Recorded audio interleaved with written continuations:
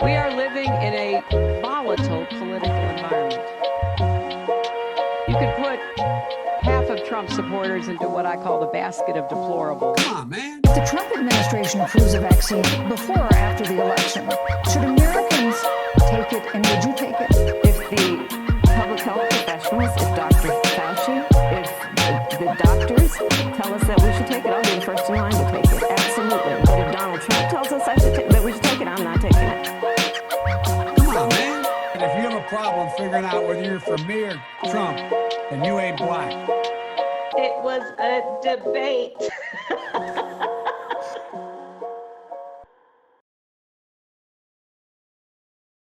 And we are live. Man, oh man, the midterms were an emotional roller coaster. No, the polls that came out days before the election gave Republicans and Democrats outlandish expectations.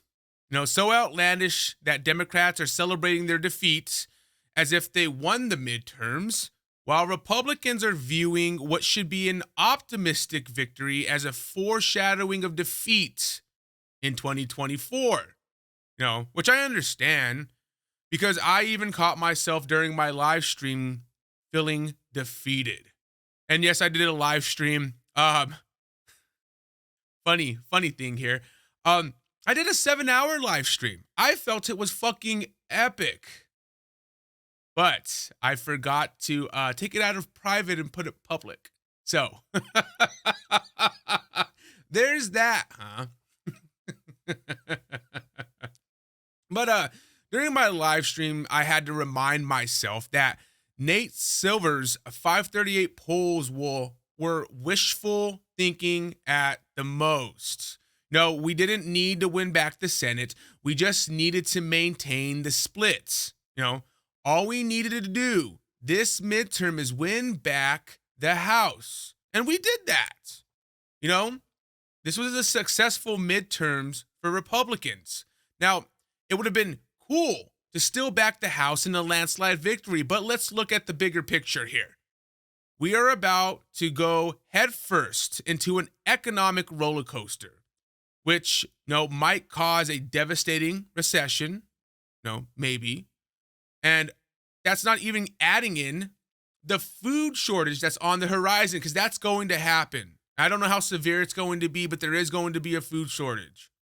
Now, if we won in a landslide victory during the midterms, Republicans would be blamed for everything that is to come.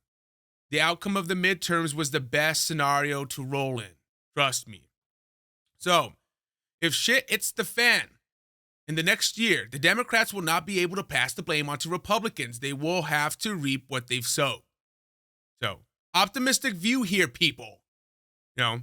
We now have control of the House. No more Nancy Pelosi, no more funding Ukraine, and no more Jan 6 committee. We will see investigations into Hunter Biden. We will see investigations into Anthony Fauci. We will see legislation to amend bills like Section 230, and we will fiscally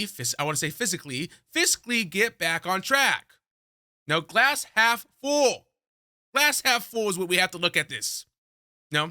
That's the only way we can look at it. Because if not, we are going to be demoralized. I don't want to be demoralized. I want to come in fucking swinging, guys. Welcome, everyone, to another episode of the Deplorable Talk Show. You are here with Mr. Deplorable himself, Israel Perez. So this is a show where I give you my unfiltered opinion on politics and culture.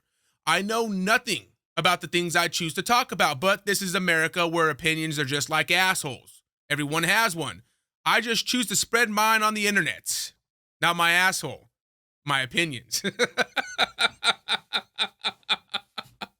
Anyways, so today's show will just be about the midterms. Period. Because there's a lot to talk about. So with that being said, today's first segment will be about Trump's endorsement record. The media wants to say that Trump fucking failed, and he didn't. He won amazingly.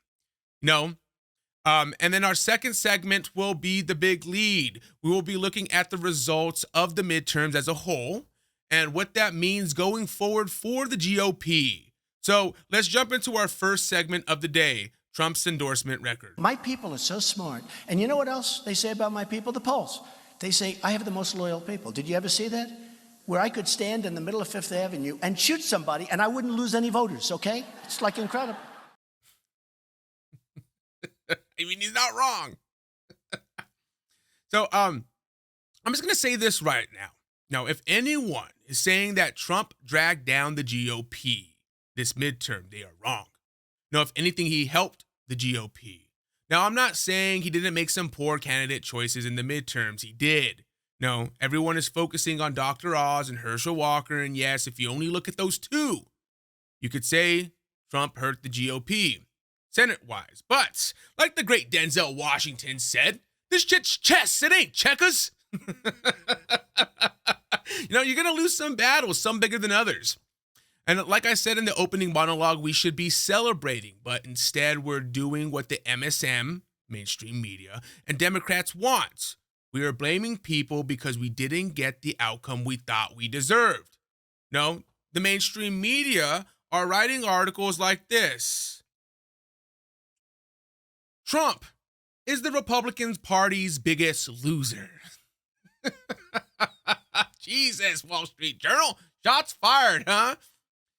New York Post had this as their front page. Trumpity dumpity. They usually they're not usually this critical about Trump. So that was really surprising to me when I saw that. I was just like, Jesus Christ, man. Everybody's going hard. And they really don't know the fucking facts here. But anyways, they're just jumping on a train.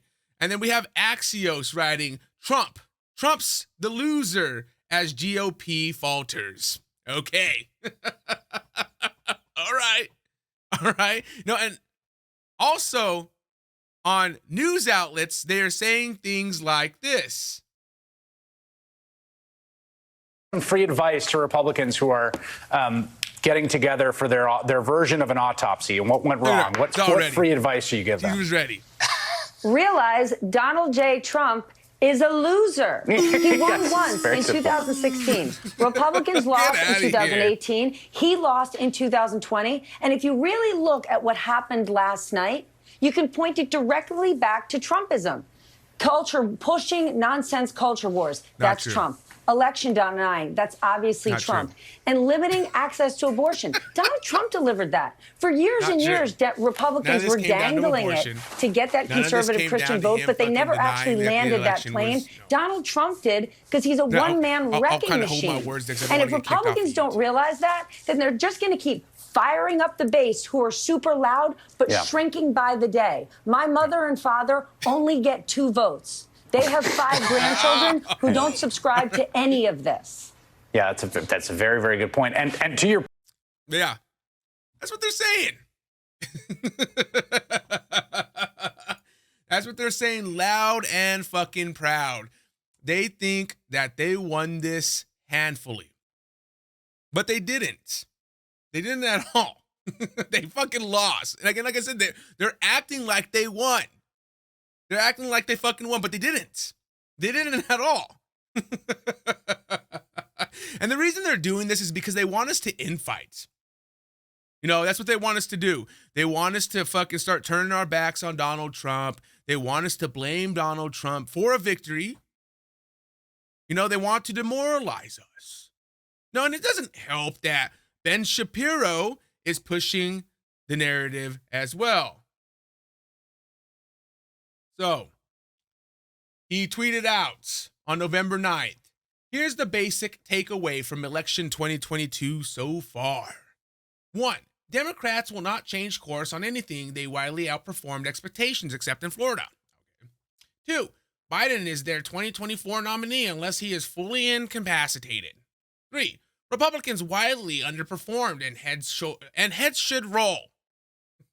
4, there is a lot of hope for Republican coalition given their performance with Hispanic and Black voters, but their candidate quality was poor and their leadership was either absent or counterproductive. You could say something about their poor candidate quality, but a lot of it was just underfunding, and we'll get to that here in a bit.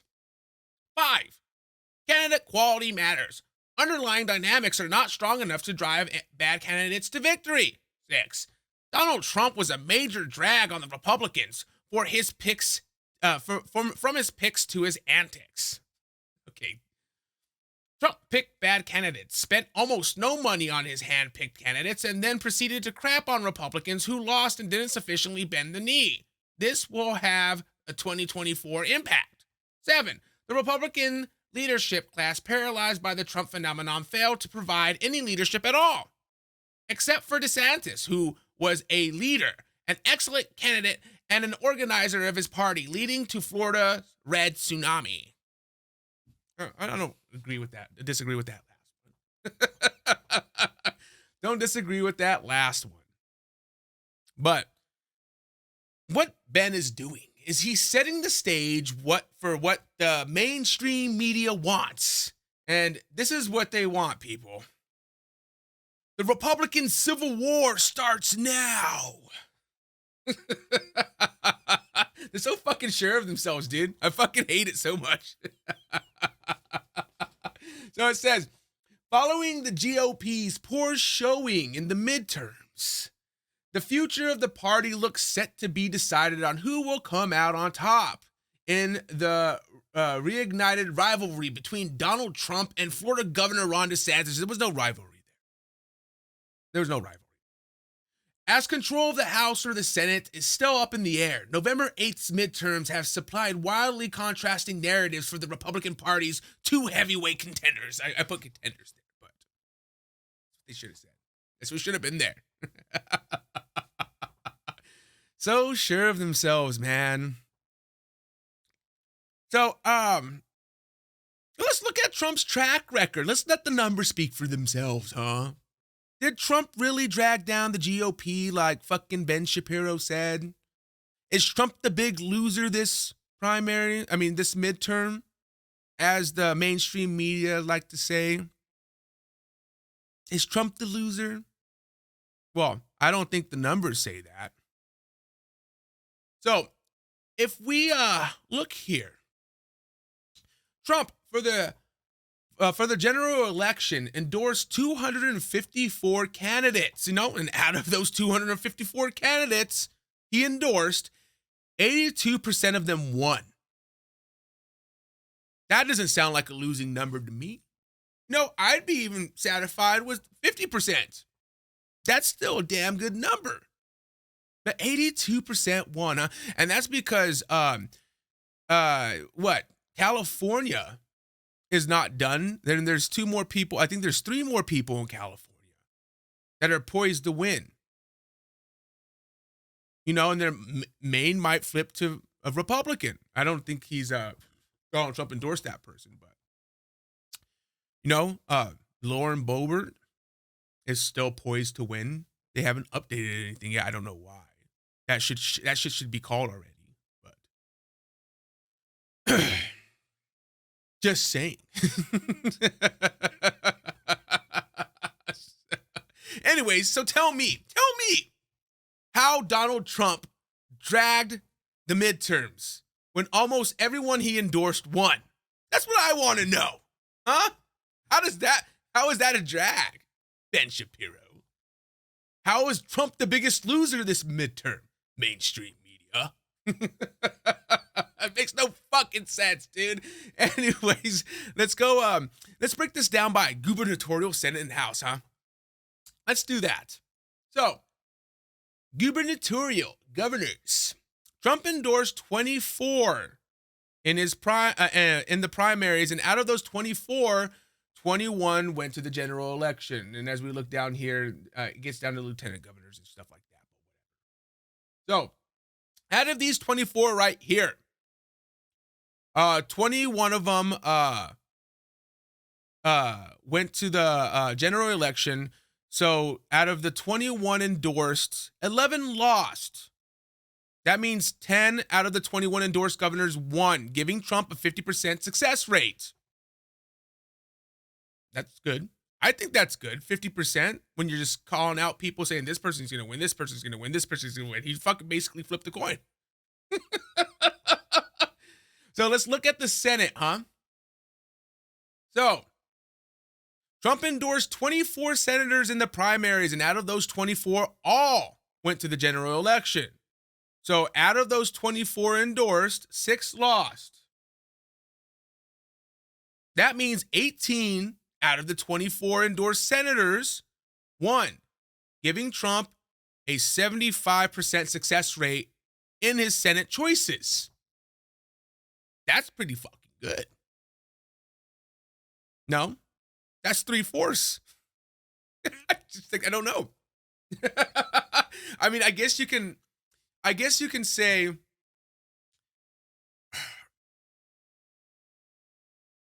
picking Oz was the drag, and maybe picking Herschel Walker was the drag. But I mean,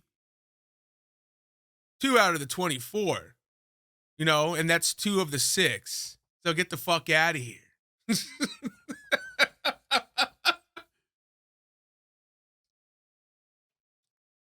Winning. All right, let's continue over to the House here, huh? So this is where he really succeeded here. I'll just kind of scroll down here and let you look at this. And sorry, all audio listeners, but I mean, you don't get to look at this. You can go to youtube.com and go to my YouTube channel and subscribe, and you can see what I'm looking at.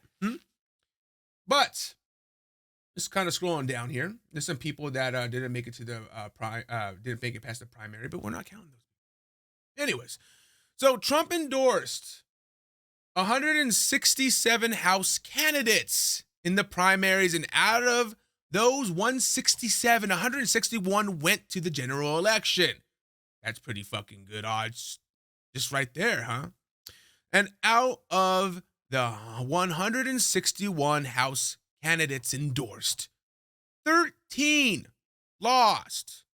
That means 148 out of 161 endorsed House candidates won, giving Trump a 91% success rate.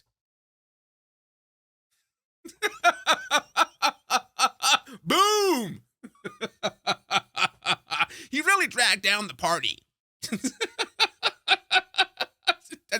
That's insane. A 91% success rate. I don't know what anybody else is fucking talking about. They don't know what the fuck they're talking about. Demoralization, people. That's what they're trying to do. They're trying to demoralize us. And here's a fun fact. So, 148 won, right? So that means out of the Republican House of Representatives, 148 out of 221 total House representatives are made up of Trump. That's 67% of House representative are Trump endorsed candidates, or well, they're in House representatives. 67% of them. Fuck out of here. That's Trump's house. 67% of the people who are going to be sitting in House seats are Trump endorsed. That's Trump's house, bitches. So tell me again how Trump is a drag on the GOP. And if we add up the percentages here of the House, the Senate, and the gubernatorial, Trump is averaging a 72% success rate. Now, that number speaks for itself. You can't fight with that. And fuck everybody who sits there and says Trump was a drag. Trump is the biggest loser. You want to know who the fucking losers were? It was the establishment Republicans. Their candidates lost. They were the drag on the GOP. And we will get into that in the next segment. But this ends the Trump endorsement tracker. My people are so smart. And you know what else they say about my people? The polls. They say, I have the most loyal people. Did you ever see that? Where I could stand in the middle of Fifth Avenue and shoot somebody and I wouldn't lose any voters, okay? It's like incredible. So, it still baffles me, man. I fucking love it. I love it, dude. I love it. I love that Trump's back in the fucking eye of the media, and I love that they love to hate him. I do.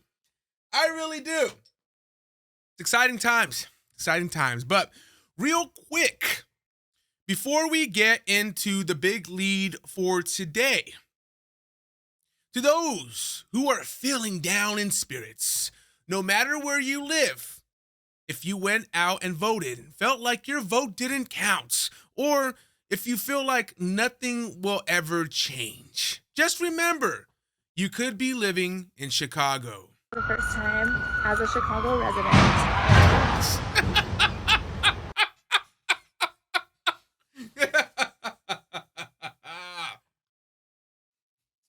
I don't know if that's real or not. It's just funny. She even took it down because I think people were getting mad at her, or she was just getting too much attention. I don't know. But this brings us to the big lead for today. The sharing of biased and false news has become all too common on social media. More alarming, some media simply aren't true without checking facts first. Unfortunately, some members of the media use their platforms to push their own personal bias and agenda to control exactly what people think. And this is extremely dangerous to our democracy. This is extremely dangerous to our democracy. So, back to the topic of Republicans losing big. We didn't. You know, and as much as every pundit likes to say we did, we didn't. You know, Ben Shapiro, Matt Walsh, and the mainstream media will say it's Trump's fault. And realistically, the Republicans' failure to win as many seats as they should have, or the Great Red Flood, as some like to call it, is not Trump's fault. If anyone is to blame, it is the establishment Republicans who withheld funding to the anti-establishment Republicans, known as the Freedom Caucus, or as the mainstream media would like to call them, MAGA Republicans.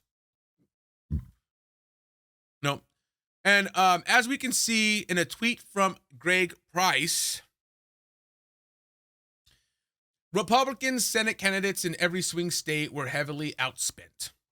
Okay. Arizona, Kelly and Masters. Kelly had $73 million in donations for their campaign. Masters only had $9 million. That was a big one. We needed to win that. We should have won that. But what happened was Mitch McConnell didn't like that Trump endorsed Masters. So what did he do? He cut funding to Masters in Arizona to spite Trump. The fuck's that? We needed to win that seat. We wouldn't be in this position. I almost guarantee you we wouldn't be in this position with the Senate if Mitch McConnell wasn't trying to play these fucking kid games. Nevada is another place, dude. Cortez Masto, 46 million. Laxalt, 12 million. Laxalt was leading. Laxalt lost by margins. You know?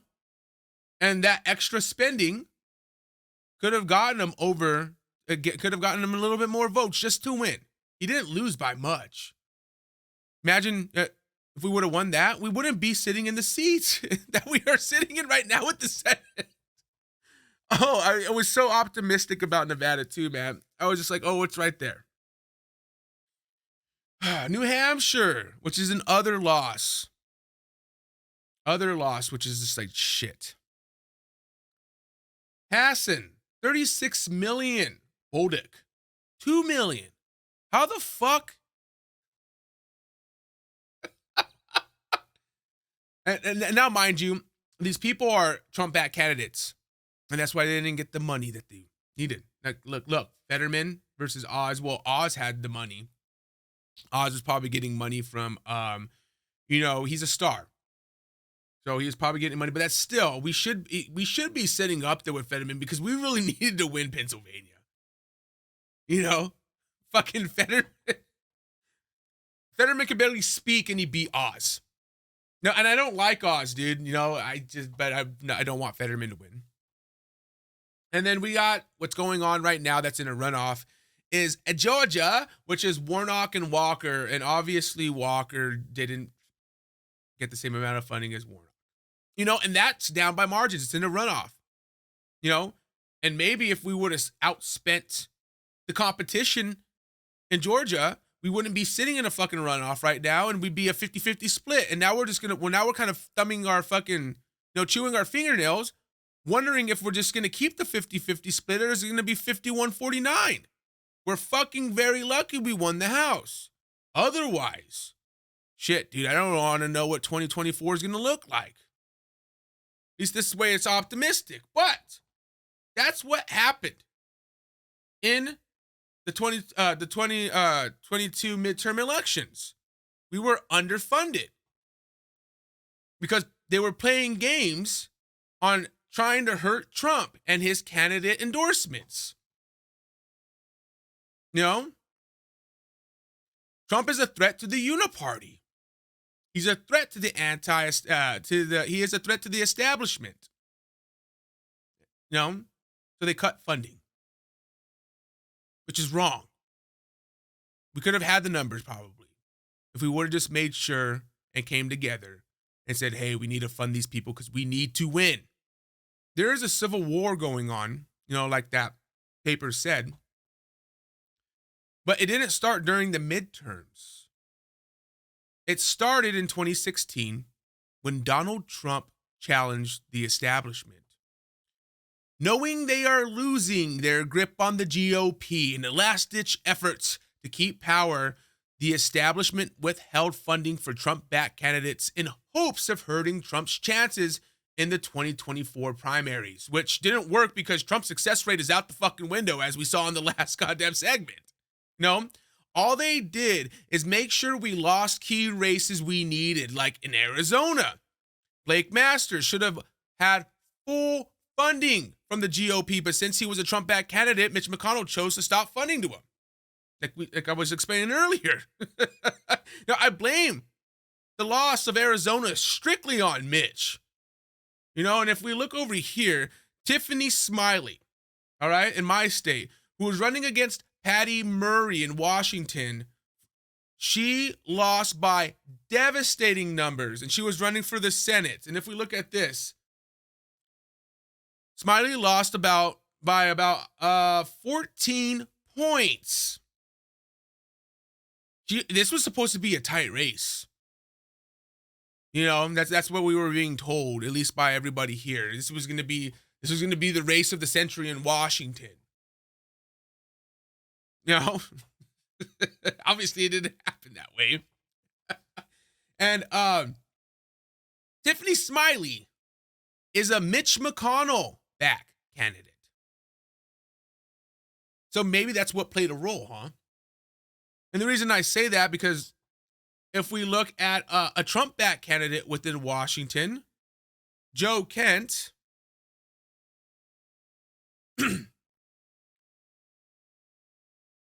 he lost by a point, as we can see here. I mean, that says something to me. The fact that Tiffany Smiley lost by 16 points and he lost by a point.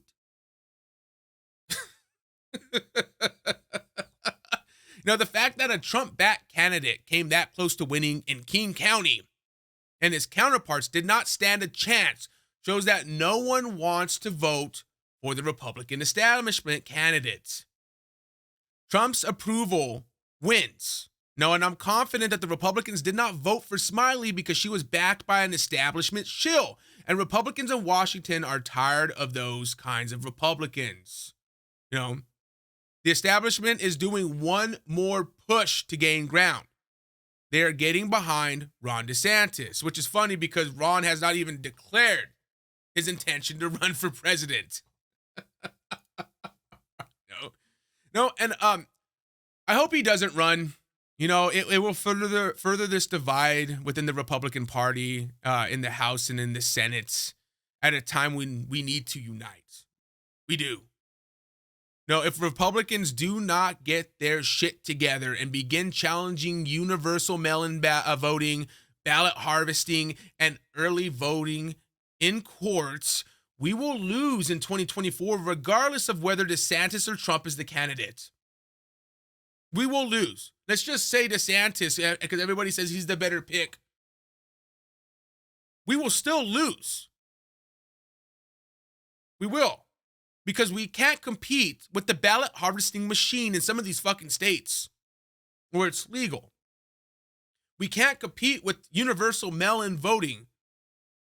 You know, what really happens here is mom and dad have fucking 3 kids that are just a little over the age of 18 that don't care about voting. They call them up and said, hey, did you vote? They're like, well, I don't want to vote. Well, they're like, hey, come over.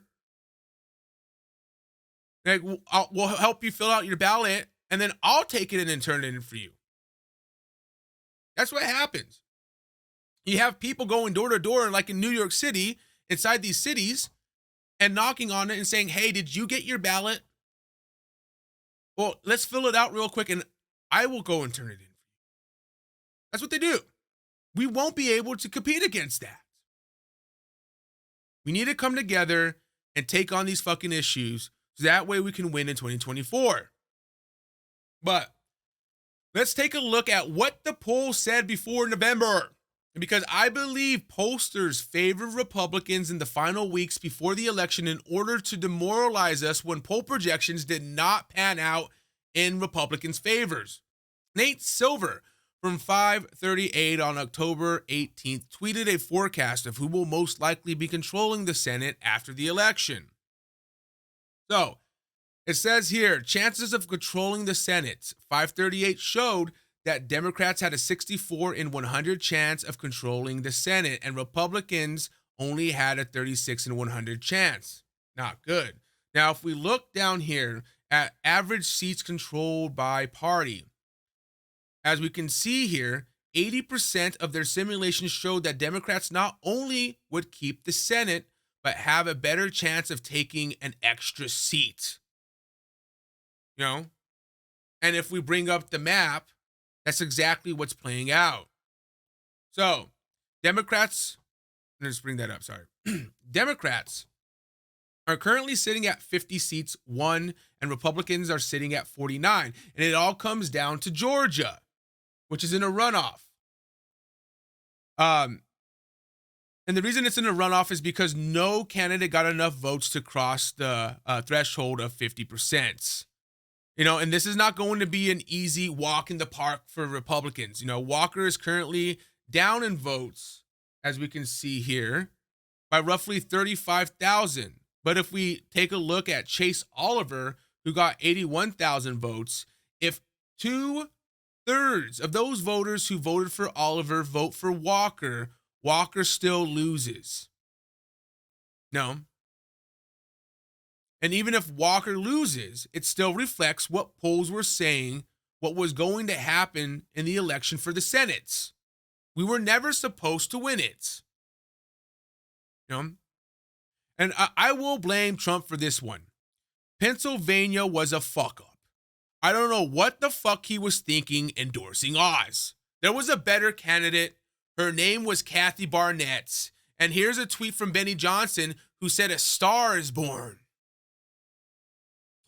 A star is born. Republican Senate candidate Kathy Barnett sends audience to their feet with chilling pro-life message. "I'm not a clump of cells. My life has value." And this girl's really smart. I saw her on Tim Pool. And when they were kind of, because they don't do interviews, they kind of do. They kind of talk about issues that are going on with in news, and you kind of get, get to hear their takes on it. But anyways, let's give this a watch, because it's like, this could have been our candidate in Pennsylvania. Opinion over the years? If so, what has changed your mind? You have 1 minute. Ms. Barnett, you're first. Thank you. Whether this was a leak or whether it was a tactical operation, we will soon figure out. But one thing is clear. I am so very grateful that our nation is now having a very important conversation, and that is one of the most important conversations that is about life. I am the byproduct of a rape. My mother was 11 years old when I was conceived. My father was 21. I was not just a lump of cells. As you can see, I'm still not just a lump of cells. My life has value. And that is one of the reasons why it was so very disturbing when I saw Mehmet Oz running for this particular race, when I've seen him on numerous occasions, and specifically at the Breakfast Club, saying that my life was nothing more than a acorn with electrical currents. I am wondering if the good doctor has now since changed his position on that. My life is valuable, and so are the many lives that find themselves in the womb of their mother, whether in the womb or towards the end of that life. Dr. Oz, you have 30 seconds to respond. Yeah, look at that. Now, we could have had her representing the Republican Party in Pennsylvania, but we got Oz instead. The fuck's that, man? We would have won. I guarantee you, if she would have won the primaries, if Donald Trump would have endorsed that lady, we would have won Pennsylvania. Now, if we look at another simulation ran by 538 back in September, it showed that Republicans had a 71 in 100 chance of winning the majority within the House. Says it right there. Right. But if we now pull up the map here, Republicans are currently sitting at 217 seats, and Democrats are sitting at 210. I guess there we go. Maine went for it. There we go, because that over there in Maine was looking like it might have been a toss-up. We didn't know what was going to happen. But anyways, that means Republicans are projected to take the House with 221 seats. But if somehow Lauren Boebert, which, man, this is way too close, loses, we will still end up at 220 seats. So we'll be taking the House. We're poised to. And this is a great outcome. You know? Yes, we did not get what we hoped for in the Senate, but that was merely wishful thinking on our part. We cannot let the Democrats and the Uniparty demoralize this movement. Victory is on the horizon. We must continue to push forward. It's going to be a crazy next 2 years as we approach 2024, and I'm looking forward to it. You know? Also, I know I didn't talk about the gubernatorial side of the election. I'm going to have to devote an entire segment to what the fuck happened in Arizona, and the total numbers of votes cast between Kari Lake and Hobbs will determine which path this outcome will take. You know, but anyways, guys, this ends the big lead. The sharing of biased and false news has become all too common on social media. More alarming, some media outlets simply aren't true without checking facts first. Unfortunately, some members of the media use their platforms to push their own personal bias and agenda to control exactly what people think. And this is extremely dangerous to our democracy. This is extremely dangerous to our democracy. All right, that ends the show, guys. I know it's a little bit of a short one. I wanted to make sure I got this out before all of this is irrelevant. Donald Trump is supposed to make his announcement, so I want to be able to do a show on that. This was taking too goddamn fucking long because I was planning on recording this episode on Friday, but we didn't know the results of what the fucking House was going to be, nor did we know what the hell was going on in the Senate by Friday. You know, I understand if maybe Wednesday, the day after the election, we're still kind of up in the air on some House seats. Cool. Maybe a Senate seat here and there. Cool. But to be a week out and we still don't know what's going on in the House, fuck that. We need to fix that shit. But I wanted to make sure I got this recorded. But anyways, thanks for watching. If you enjoyed the show, please hit the like button and definitely subscribe. If you do subscribe, make sure to ring the bell. I upload episodes weekly, and I wouldn't want you to miss out. I haven't been up to par with doing weekly. Life happens, but Audio listeners, you can subscribe too. Thank you for listening. But hey, you know you want to watch the videos we played. You can watch the Deplorable Talk Show on YouTube, Rumble, and Facebook. You can listen to the Deplorable Talk Show on Spotify, Apple, and Google. And I guess Stitcher. Who uses Stitcher? Anyways, you can find links to the description in the description below, or you could head to the deplorableent.com. That's the general hub for all things deplorable. Take care, guys. See you next episode.